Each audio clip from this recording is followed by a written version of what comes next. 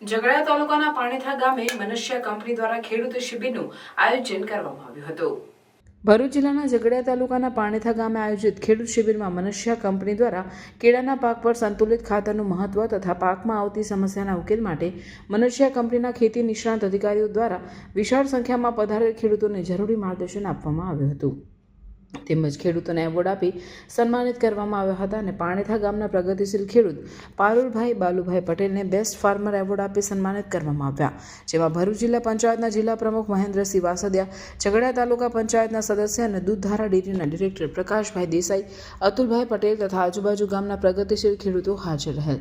ખેડૂત શિબિરને સફળ બનાવી હતી। સમગ્ર કાર્યક્રમનું સંચાલન મનુષ્ય કંપનીના એરિયા મેનેજર હસમુખભાઈ દાફડાનાઓએ કર્યું હતું।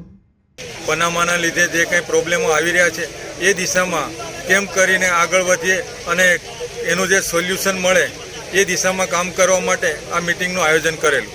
એની અંદર ઘણા ખેડૂતોએ લાભ લીધો અને મનસ્યા કંપનીના તજજ્ઞો દ્વારા એમને માર્ગદર્શન આપવામાં આવ્યું। જે ખેડૂતોએ ખૂબ સારું પરફોર્મન્સ કરી અને કેળોની ખેતી કરી છે તેવા ખેડૂતોને ગામના આગેવાનો અને દૂરથી આવેલા ખેડૂત મિત્રો દ્વારા એમને એવોર્ડ આપવામાં આવ્યા અને આ વિસ્તારમાં પારુલભાઈ બાલુભાઈ પટેલ જેમને બેસ્ટ ફાર્મર એવોર્ડથી મનસ્યા માર્કેટિંગ પ્રાઇવેટ લિમિટેડ પૂના દ્વારા નવાજવામાં આવ્યા।